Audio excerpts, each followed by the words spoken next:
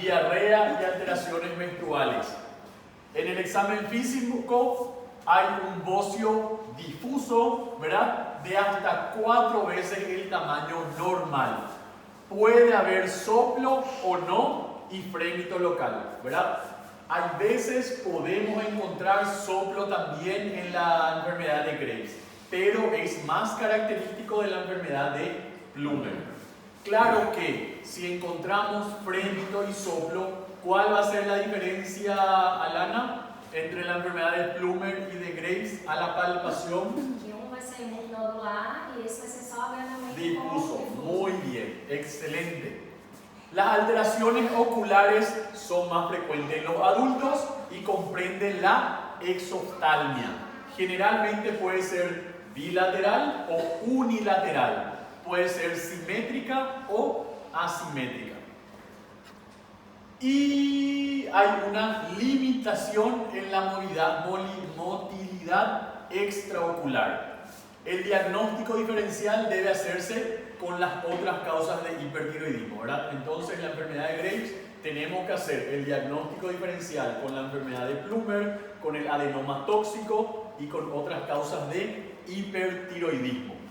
También con el feocromocitoma y con las neurosis. ¿Por qué? Porque va a haber signos de irritabilidad y de nerviosismo en el caso de la enfermedad de Graves. Y tenemos que ver si no hay hacer el diagnóstico con otras enfermedades de alteración nerviosa. Y va a tener la triada de Graves: bocio con hipertiroidismo, exoftalmo y mixedema pretibial.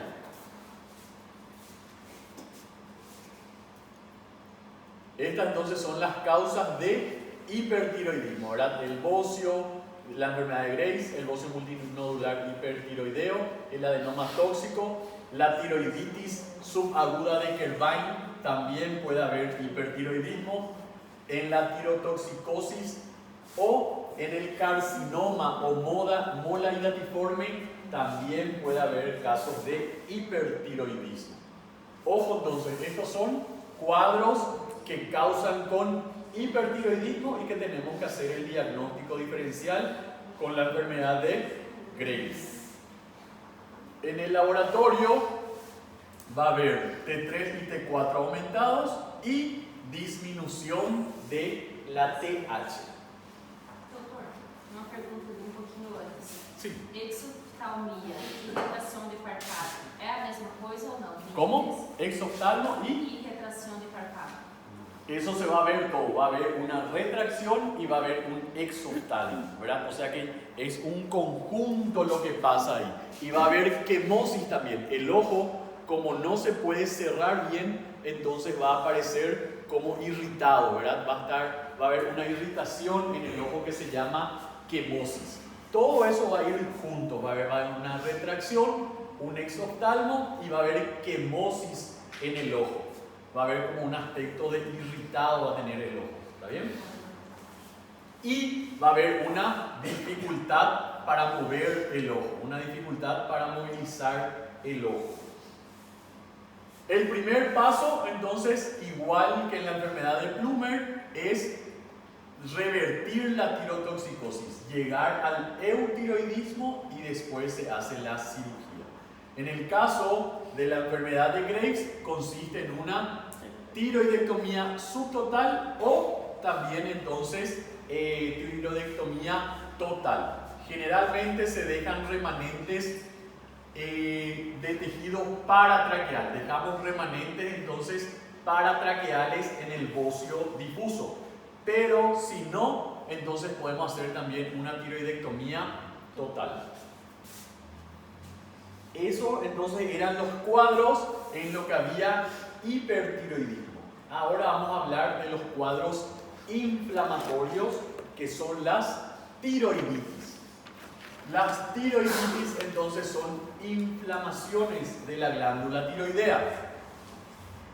Una de ellas, un cuadro, es la tiroiditis aguda supurada, ¿verdad? Entonces es una rara forma de tiroiditis, pero que se asocia con otros procesos infecciosos de la cabeza o el cuello.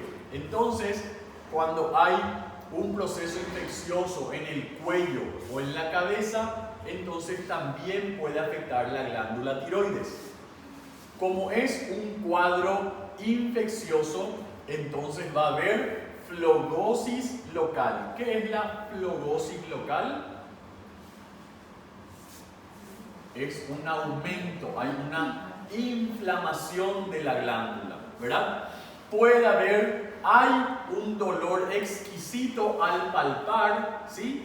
Y los signos generales de infección. Puede haber fiebre, puede haber leucocitosis, ¿verdad? Entonces, en el caso de la tiroiditis, como es un proceso infeccioso, van a tener entonces signos generales de infección. Malestar, va a haber fiebre, ¿sí? Y también va a haber dolor al palpar la tiroides, por ser un cuadro infeccioso. No hay alteraciones en los estudios de función tiroidea, o sea que si le pedimos T3, T4, eso, entonces van a estar normales. Y la ecografía puede mostrar zonas abscedadas o necrosadas, ¿verdad? Como es un cuadro infeccioso, entonces puede haber zonas de absceso o puede haber zonas de necrosis. ¿Y cuál es la diferencia entre absceso y flemón? O abscesso ele é mais delicado, mais local, e o flemão quando já é no estado para fora onde já foi. Muy bien. El absceso entonces es una zona donde se forman los restos, pero como dijo, está limitado, tiene una cápsula que le limita al pus o a los detritos, ¿verdad? Entonces el absceso es la acumulación, ¿verdad?, de tejido de descomposición, pero que se encuentra encapsulado por una cápsula. En cambio, el flemón es una zona, ¿verdad?, donde está pero no tiene límite, puede estar difuso. Entonces es una zona de infección pero que está difusa. Esa es la diferencia entre absceso y flemón. Después vamos a ir viendo entonces en el caso donde hay abscesos y flemones. El flemón entonces no está limitado, es un cuadro difuso, y en el absceso está limitado por una cápsula. Por eso, el tratamiento con antibióticos, ¿en cuál va a responder mejor? En el flemón. ¿Por qué? Porque no tiene esa cápsula que le protege. Los abscesos entonces responden al tratamiento antibiótico, pero con menos eficacia que en el flemón. Por eso generalmente el tratamiento del absceso es antibiótico y drenaje.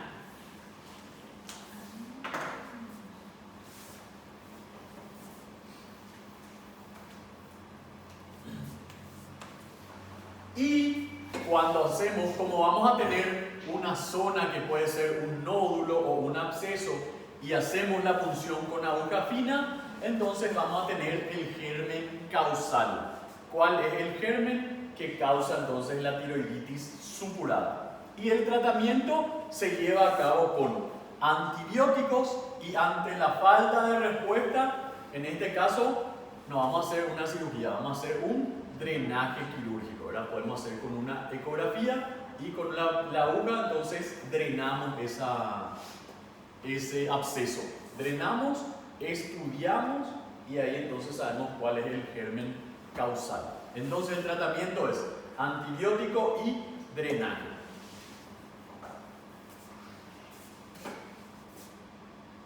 Tiroiditis entonces es una infección o una inflamación de la glándula tiroides que se asocia a procesos infecciosos en la cabeza o en el cuello. ¿Cuál es el cuadro clínico? Flogrosis local, dolor en la glándula tiroides, y hay signos generales de infección. Podemos decir entonces fiebre, malestar y leucocitosis, alteración de los glóbulos blancos. Los estudios de la función tiroidea están normal, T3 y eso están normales. En la ecografía puede haber zonas abscedadas o necrosadas, ¿verdad? Con la punción con aguja fina podemos determinar el agente causal y el tratamiento es antibiótico y drenaje. Fiebre, leucocitosis y malestar.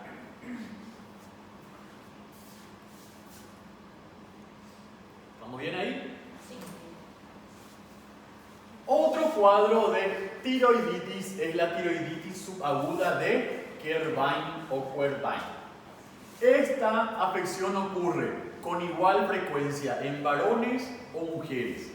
Generalmente viene después de una infección respiratoria viral. Entonces, viene un paciente con aumento de la glándula o dolor en la región tiroidea con antecedentes de un cuadro gripal anterior, podemos pensar entonces en una tiroiditis. Pero siempre tenemos que descartar los otros cuadros. ¿Está bien? Se manifiesta con dolor en la tiroides, leve aumento del tamaño de la glándula y síntomas de hipertiroidismo leve. O sea que hay una alteración en la glándula y puede haber síntomas de hipertiroidismo, pero son más leves que la enfermedad de Graves o las otras. En los estudios de laboratorio sí hay aumento, ¿verdad?, de las hormonas tiroideas y en el centellograma revela una disminución de la captación. Si hay una disminución, vamos a confundir con un nódulo frío.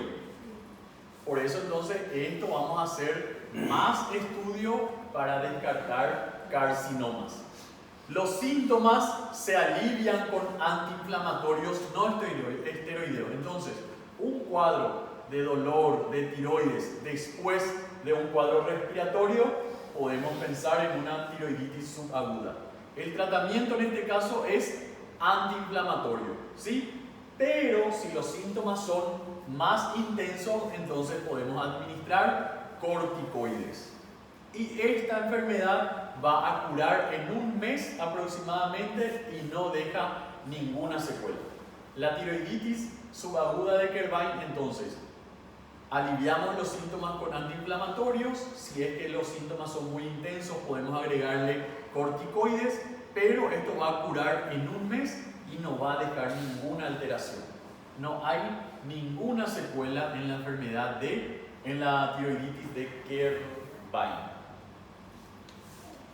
Pero entonces, a diferencia de la tiroiditis supurada, acá ya va a haber o puede haber aumento de las hormonas tiroideas.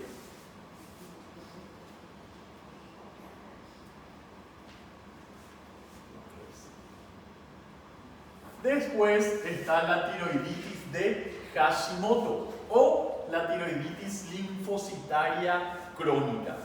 En la tiroiditis de Hashimoto, esta es más frecuente que las otras, que la de Kerbein y la supurada. Hay una tendencia a manifestarse en miembros de la misma familia. Una persona que tuvo Hashimoto o tuvo alguna alteración de la glándula puede tener la tiroiditis linfocitaria de Hashimoto. Se cree que es de causa autoinmune. Por alguna razón, ¿verdad?, el organismo entonces actúa en contra de la glándula y entonces empieza a trabajar mal la glándula y se produce la tiroiditis. El trastorno inicial, hay una disminución de la hormona que provoca el exceso de TSH. El tratamiento, ¿cómo vamos a hacer? Vamos a hacer con hormonoterapia supresiva, ¿verdad? Vamos a darle hormonoterapia para tratar de revertir estos síntomas. Entonces, la tiroiditis de Hashimoto es de origen familiar, ¿verdad? Generalmente actúa en mujeres de la edad media, 30, 40 años, ¿sí? Y es de causa autoinmune, a diferencia de las otras que es de causa infecciosa. ¿Está bien? Entonces la tiroiditis Hashimoto es de causa autoinmune. Ojo, la tiroiditis de Hashimoto su producción es de causa, entonces podemos poner infecciosa, autoinmune o otras. Y va a ser de causa autoinmune. O podemos poner la tiroiditis de Hashimoto es de causa infecciosa, falso, es de causa autoinmune.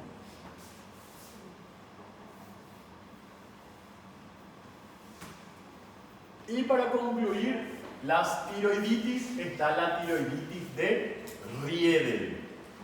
Y la tiroiditis de Riedel tenemos que diferenciar de los carcinomas. ¿Por qué? Porque acá hay es una afección poco frecuente que se caracteriza por el aumento de la glándula, pero que adquiere una dureza pétrea. Hay un aumento de la tiroides y se queda duro. Entonces también tenemos que diferenciar del carcinoma. Algunos piensan que es una etapa terminal de la tiroiditis de Hashimoto.